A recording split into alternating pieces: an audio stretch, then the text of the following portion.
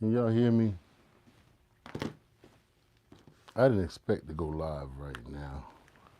I didn't want to go live right now. But you all know that Simon says, upgrade. I'm fairly new to this, man, and I'm not the most technologically advanced amongst us. So when I get a hang of that part of this game, that's when I'm gonna be dangerous, okay? But for right now, bear with me. Like I said, I didn't even know I was going live. I didn't intend to go live, but I'm live, you know? I'm gonna get into what I gotta get into. What happened? Why they keep playing commercials? I wanted to hear my theme music. That ain't what I was listening to. I'm listening to my theme music. This is my theme music. Y'all gotta rock with me. Listen to my theme music with me.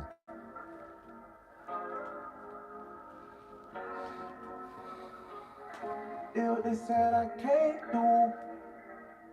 do. It's my theme music, y'all. Every superhero has got to have theme music. It's my theme music.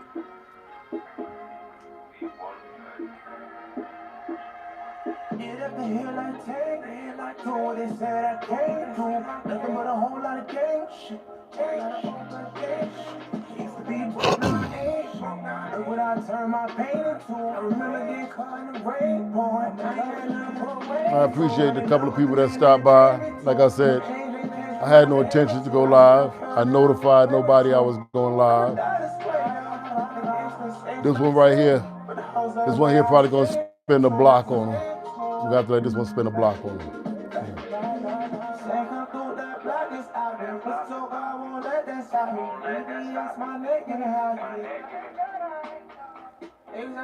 For lesser options. I don't take losses, I get lessons out shit. Real big numbers when I'm blessed get counted.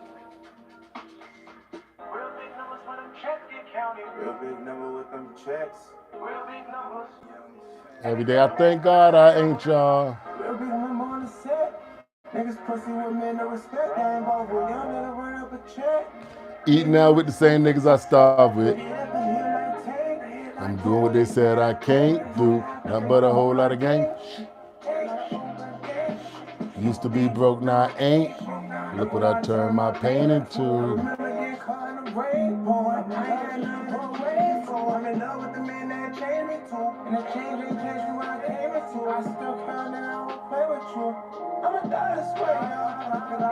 That's my favorite rapper, y'all. He just happens to sing too. His name is OSG Ski Mask. That's out on all platforms. It's streaming now. If y'all go check that out, it'd be a good look. Okay. Now, 50 China from Brims. I'm not gonna stay on you too long tonight. Cause I came in the door and I told you I had bigger fry. Use a guppy, use a minnow. It's a minnow. I'm not gonna stay on you for long. I'm just gonna let you know I'm still disappointed in you that you chose the path you took. You could have did much better things. You are really a voice that could benefit society if only you were to tell them the truth, but you'd rather, talk about boyish things. And when I say tell them the truth, how about tell them, right? When a man spends 10, 15, 20 years in prison and he comes home at 40, 50 years old, there is nothing, absolutely nothing here for him in society but a $15 an hour job in somebody's warehouse, 20 if you know how to ride the forklift. And there is a laborer job on somebody's construction sites if you're not too out of shape at that age. Other than that, there's nothing here. Donald Trump, do you hear me? There's nothing in the United States of America for a man in that condition. And the truth of the matter is that amount of money just cannot sustain a household. You cannot take care of a woman and a child, let alone a child, a woman. You cannot take care of yourself and a woman with $20 an hour. After taxes, you are looking at about $500 a week. After taxes and insurance, probably about $500 a week. Rent, car insurance, car note, if you're still paying on a note, lights, Wi-Fi, phone bill, grocery, gas. There is no way on God's green earth you can be the man of anybody's house with $2,000 a month, except your own. By yourself, just you. Can't have nobody with you. That has to be by design. Did you explain that to them?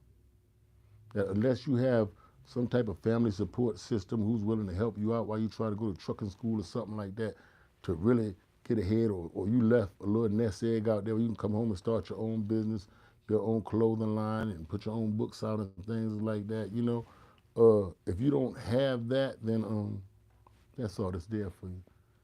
It's somebody's $15 an hour warehouse, 20 if you can ride the forklift, the cherry picker. You know that firsthand. You know that in order to survive and be able to have a companion, you must supplement your income, which is why you chose to supplement your income by starting a YouTube channel. The foundation that channel lays upon what? Your reputation. Anybody coming from the streets, well, I'm going to give you credit coming from there, not even knowing, but I know I come from there. And my whole hood stands behind me. They know I come from there.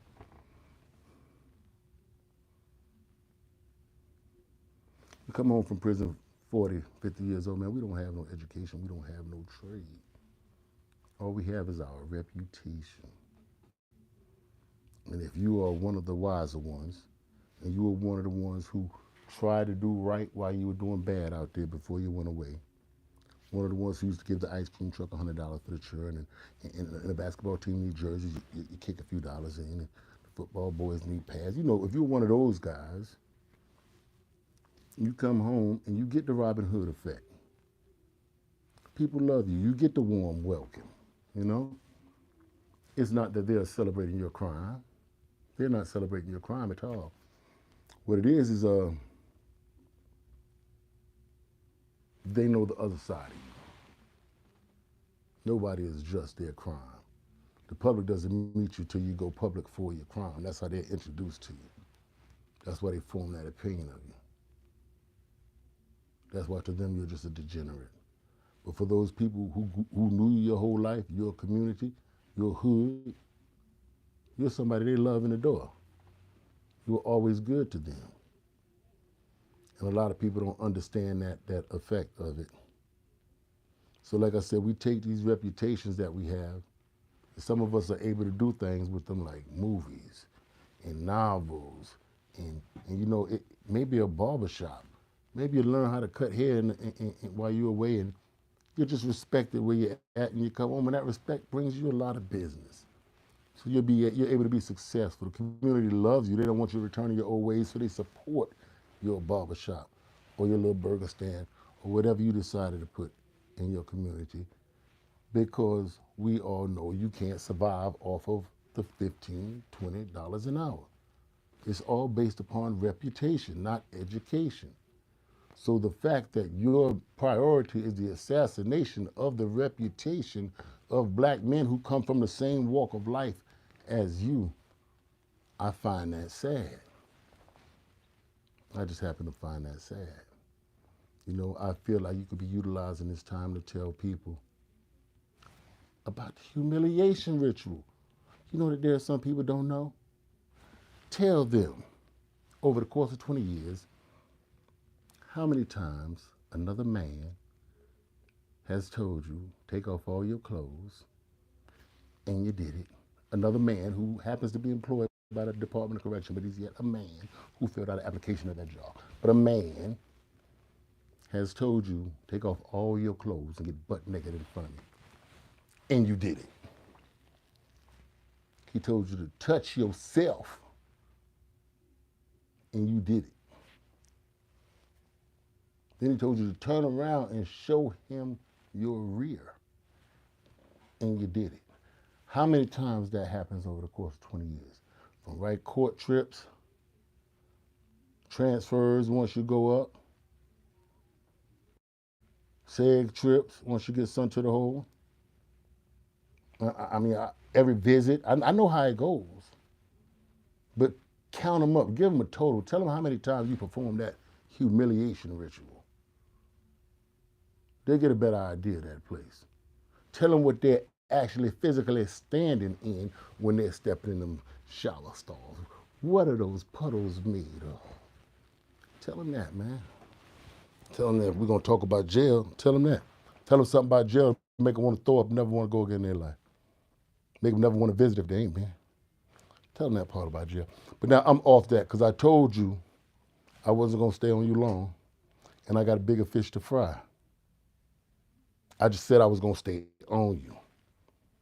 But the bigger fish that I'm going after today is none other than Mr. Charleston White himself. He has found himself in the crosshairs of my scope with some things he said and some things he's continuing to say. And I would be the first one to say that my feelings on Mr. White have, they fluctuated. There was a point in time where I felt like, man, this dude needs to be out the way. He's horrible. What he's doing is really hurting the community. Then I delved a little more into his background, and I saw some of the amazing things he done in terms of works for children. I'm like, oh, this dude is really, he's really boots on the ground working with these children. All right, maybe I need to show Mr. White a little bit more respect. Maybe I'm the one who's been out of pocket, and maybe I need to pay a closer ear to what he's saying. So I began to do that. And then I realized, oh man, this dude full of shit. He full of shit. I'm peeping the game, right? You do real good with the children. You work real good with the youth. You work real good with the children. You work real good with the youth. But what is it with the young black men? What is it, once they old enough to where they taller than you, you don't want to deal with them no more? At what age do you cut them off and say, fuck you, King Von, and fuck you, FBG Duck, like you do, Charleston White? Because I can't fix my mouth up to say fuck King Von or fuck FBG Duck, and I ain't even from Chicago. But I understand them young niggas, man. I understand them young niggas. They play a game that I growed up in. That's why you don't resonate with that group. You hate the gangbangers, you hate the rappers, you hate the young black men, you hate the warrior class. Why is that, Charleston White? Are they too old for you to deal with them? And I'm gonna tell you what I mean by that. Let me break that down. Great black American film director by the name of John Singer. He made a film called Baby Boy. Y'all remember Baby Boy? See, these young niggas is Jodies, man. They little gangsters, man. Don't sleep on Jody. Jody was a little gangster. I don't know if you realize it or not in that movie, but Jody was a little crip. He was. And if I had to guess, I would think he was a neighborhood crip, because when Melvin said he was from Hoover's, Jody frowned his face up. So I'm reckoning Jody was a neighborhood crip. That little nigga was a gangster. See, don't think every gangster, every little gangbanger or gangster niggas run around killing and shooting up folks every day. That's not a reality. Half of them is doing up a chase behind their baby mama just like Jody. Arguing with a nigga on the phone over broad just like Jody. Regular stuff, trying to make their little money, do their little hustle bustle with a couple broad here, broad there. That's what the average one is a Jody for real. And you not man enough to be no Melvin. You're not man enough to be no Melvin. I think that's what the problem is with Charleston White. You can't be no Melvin. See, the young 19, 21, 23, see, I'm of the age, I'm 51. Where the women I entertain, they have these 21-year-old sons, 24-year-old sons, 18-year-old sons, 19-year-old sons, 25-year-old sons. They have sons of that age. And believe me when I tell you, these little niggas could sense when their mama done brought a hoe around. And I think you encountered those type of situations. That's why you don't like them little fellas. You don't have what it takes to grab one of them niggas up by the neck like Melvin and talk in his ear. Gee, your neck cracking, little nigga. I can break it if I want to, but I don't want to hurt you. And you need to have a little sit down. You understand me? You don't have that. You can't give that. You're not built like that. What kind of man will walk in a woman's house and pull a taser on her son and a blackjack and a knife on her son? Because his mama told him to take out the trash. He said, I don't feel like taking out no damn trash, mama. You got to grab a taser. You can't smack that little nigga. Take that trash out for your mama, nigga. What's up? Let's get it in the yard, nigga. You don't like it. You can't do that. You can't do that because they don't respect you. They won't respect you. Part of it's not your fault. You can't help what God gave you. You can't help what God gave you. I understand that. But see, you don't turn a hatred on. When you encounter that situation when the first young boy bucked the jack on you, see, they know your community don't respect you. Jokers running down on you, beating you up in the barber chair and all that type of stuff, man. And I mean the community don't respect you. You were a young fella when you got in trouble with that case. And like you said yourself, you come from a good home, so you're not from the streets. That's why you don't understand the streets. That's why you said that comment about the family, because you don't understand, right? Real dudes from the street, their family is the community. That's all they have is the community. That is their family, the community. It's some young boys from my community. I don't want to say their names because one of them passed recently. He didn't pass with his name in good standings, so I don't want to state his name. But people from around the way know this boy used to be outside 2, 3 o'clock in the morning, 11 years old. 2, 3 o'clock in the morning. You be like, where's his parents? I'm a young boy. I don't got no business out there. I'm 15, 16.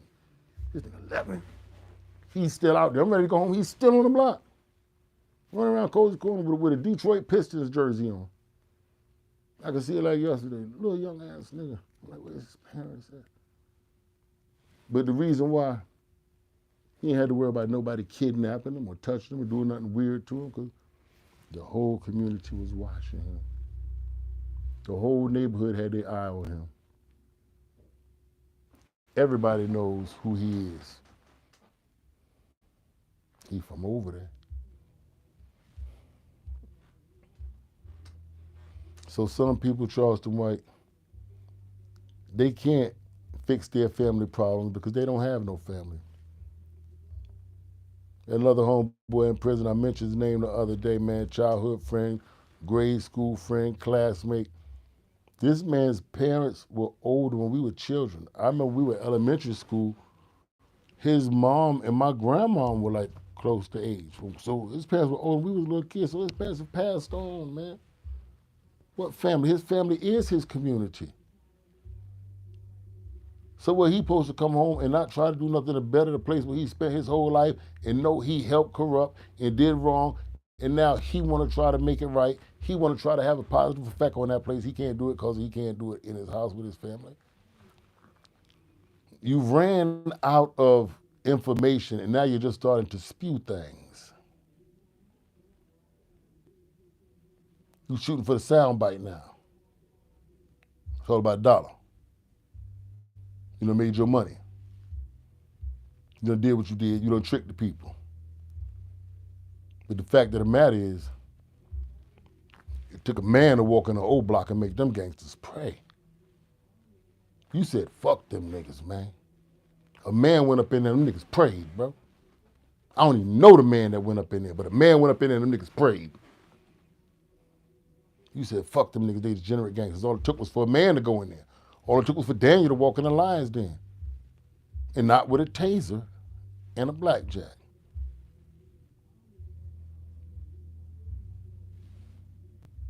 Charade's up, buddy. It's up. The gig is up. I'm finna run you from around here too. Because you keep telling everybody you made $1 million doing this. That was another reason I had to do this. I had to come up with a reason to put your name in the title of a video.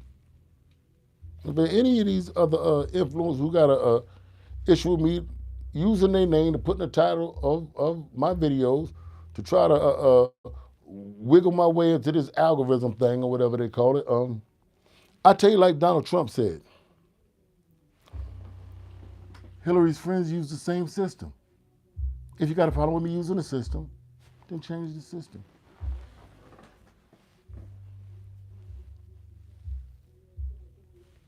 All right? We got to understand it?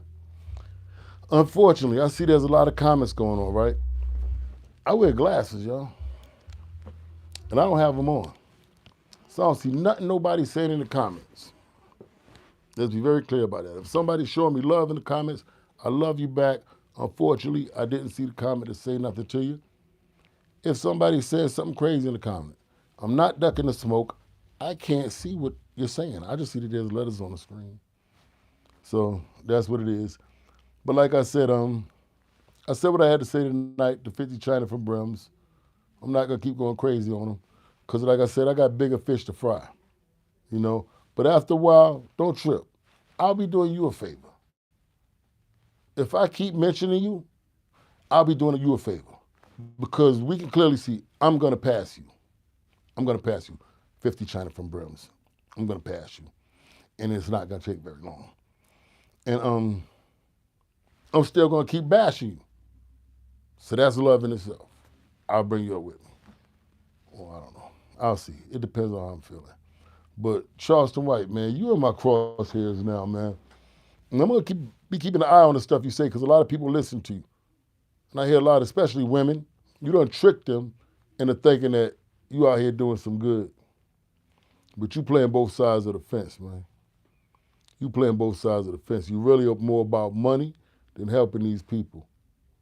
And you got an issue with young black men because they're all bigger than you.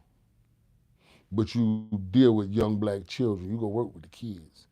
You like to work with the kids. You be in the youth department all day long. You work in the youth department. You the king of the youth department. But as soon as they get 20 years old, you don't want nothing to do with them. You wish they was dead. You wish every 21, 23, 25-year-old young boy from the inner city, from Chicago, New York, Los Angeles, Atlanta, you wish they were dead. You've made comments to that effect about all of these major cities and the young boys there in that age bracket. I'm sorry to you, you feel threatened by them, but to me, they're my children's age, man. I don't feel threatened by the 20, 23, 25-year young boys, man. I don't have that old head young boy disconnect. I don't try to be their friend. I play my position. We're not the same. I've been through a lot more than you have.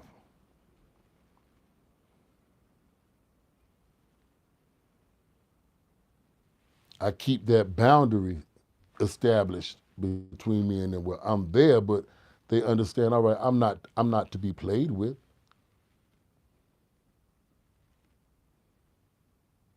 And they understand that love is love. They understand a man don't need his love to be tenderized up like a woman do. You got a sweet talking to the woman. You can say it straightforward to a young man, and he gonna know it's coming from a good place. He gonna know your best interest is in heart. He gonna know it. He gonna know it. He can tell. But the reason you can't love them young dudes who come from that struggle is because you're not of them young dudes who come from that struggle, Charleston. You're not one of them. You're not one of them. If you were one of them, you could tell them about the other options. But if you never were into what they're into, you never moved like they did, you never, entertained the lifestyle that they did. Because like you said, if you never lived that lifestyle, if you never entertained that lifestyle, then you can't tell them about something that's better than that lifestyle. They're looking at you like, man, you the bozo. My lifestyle is what it is. You had to have lived that lifestyle and then transcended on to something else and tell them like, yo, it's actually something better than that lifestyle over here where I'm at now. And my word being good with y'all. You can take that position, but you had to have lived that lifestyle. You had to have been able to relate with them, and your words have to resonate with them. And that's what you're not doing, man. You don't like young black men. but you work with the kids. And that's almost, it's not almost, it's weird to me. It's weird. Got a little one-eyed man running around with a bunch of children, and all the young males that's a little bit bigger than him, he don't like them.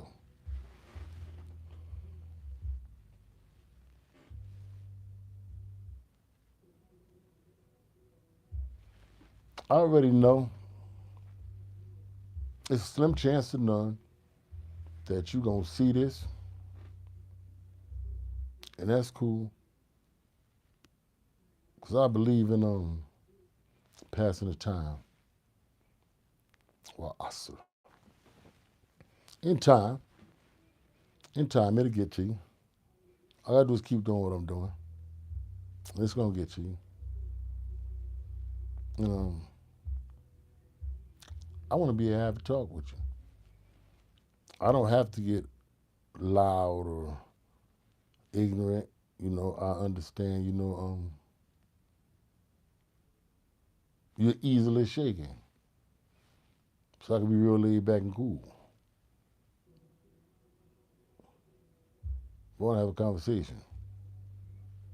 There are some points which I agree with you. A lot of points which I agree with you. It just gets right there. That's my main issue. How you go to his high school and you love him, you hug him, you his boy. 2 years after you graduate, you see him on the corner, you hate that nigga, you wish he dead. I don't understand that. Is it you love children, adolescents, but you don't love young adults?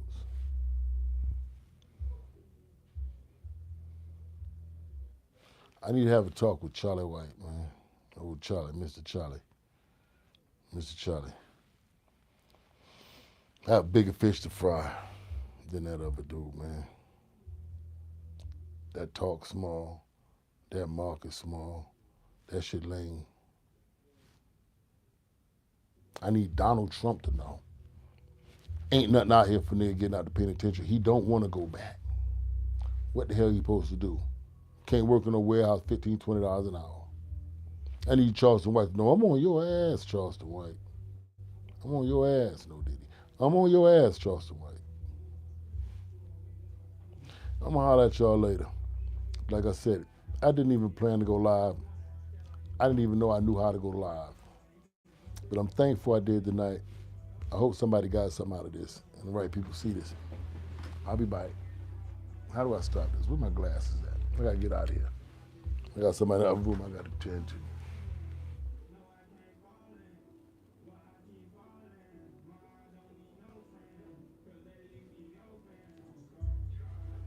Let me see. How do I stop this thing, man? What am I doing? Yeah.